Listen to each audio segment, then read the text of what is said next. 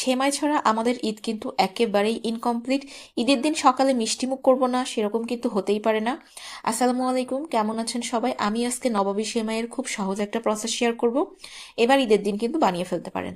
আমি এখানে একটা ফ্রাই প্যানের মধ্যে 1.5 টেবিল চামচ মতো ঘি দিয়ে দিলাম। এটা লো হিটে রাখছিলাম। মেল্ট হওয়ার পরে এখানে পেস্তা বাদাম, কাজু বাদাম আর কিশমিশ ভেজে নিচ্ছি।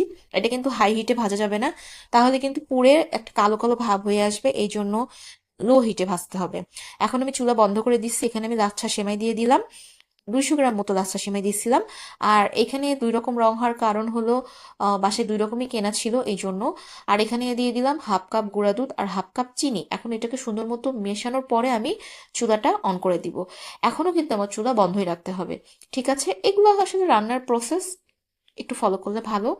যাই হোক, আমি এখন এখানে একটু জাফরানের রং দিয়ে দিচ্ছি একটা সুন্দর রং আসার জন্য। এটা অপশনাল, দিলে দিবেন, না দিলে না দিবেন, কোনো অসুবিধা নাই।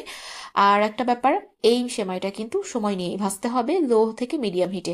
এটা হাই হিটে ভাজলেই কিন্তু আপনার পুরে কালো হয়ে যাবে। ঠিক আছে, একটা কালো কালো ভাব চলে আসে। এটা ভাজা শেষ। আমি এখন এটাকে কাচের বলে শিফট করে নিব। আর এটাকে কিন্তু এরকম গরম অবস্থাতেই শিফট করতে হবে।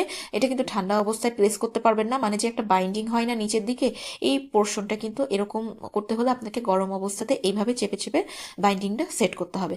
ঠিক আছে, এবার আমি এটা রেখে দিলাম। আর অর্ধেকটা সেমাই আমি আলাদা রেখে দিছিলাম। এখন এখানে 2 কাপ দুধ আগে থেকেই জাল দিয়েছিল। এখন এর মধ্যে স্বাদ মতো কনডেন্স মিল্ক দিলাম। আপনি চাইলে চিনি দিতে পারেন, তবে চিনি দিলে কি হবে, এই দুধটা একটু পাতলা হয়ে যাবে। কনডেন্স মিল্ক দিলে সেরকম চান্স থাকে না। এখানে আমি একটা ডানো ক্রিমের পুরো ডিব্বাই দিয়ে দিব। এগুলা ডিব্বা হলো আপনার যে কোনো সুপার শপে কিনতে পেয়ে যাবেন। এটা দিলে আরো অনেক মজা লাগে, অনেক একটা ক্রিমি টেক্সচার হয়। যাই হোক, আমার কিন্তু এখন চুলা বন্ধ করা আছে। এখন দিয়ে দিব 2 টেবিল চামচ মতো কাস্টার্ড পাউডার। কাস্টার্ড পাউডারের রংটার জন্য এটা আরো অনেক বেশি লোভনীয় লাগে, অনেক সুন্দর একটা রং আসে। যাই হোক, চুলা কিন্তু এই অবস্থায় বন্ধ রাখতে হবে। এটা মেশানো হয়ে গেলে চুলা অন করে দিতে হবে।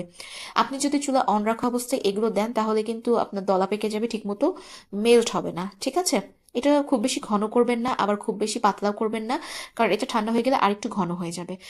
এবার এটাকে আমি সরাসরি চুলা থেকে নামিয়েই সেই সেমাইয়ের উপর ঢেলে দিচ্ছি।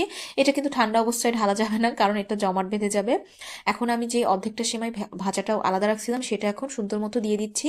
হাত দিয়ে হালকা একটু প্রেস করে দিচ্ছি, মানে হালকা, খুব বেশি না, হালকা করে একটু চেপে চেপে এটাকে সেট করে নিতে হবে। আচ্ছা, এখন এখানে আমি যে ডেকোরেশনটা, মানে যেটা করবো, এটা টেস্ট ওয়াইজ করবেন। অনেকে আছে বাদাম খায় না, আমি এখানে পেস্তা বাদাম একটু গুঁড়া করে নিয়েছিলাম, সেটা দিয়ে দিলাম। আর যে কিশমিশ বাদাম এগুলো ভেজে রাখছিলাম সেটা দিয়ে দিলাম। এগুলো ছাড়াও আপনি এই সেমাইটা খাইতে পারবেন। আপনি এখানে একটু জাফরানও ইউজ করতে পারেন, একদম টপিংসটা নিজের মতো দিতে পারেন, কোনো অসুবিধা নাই।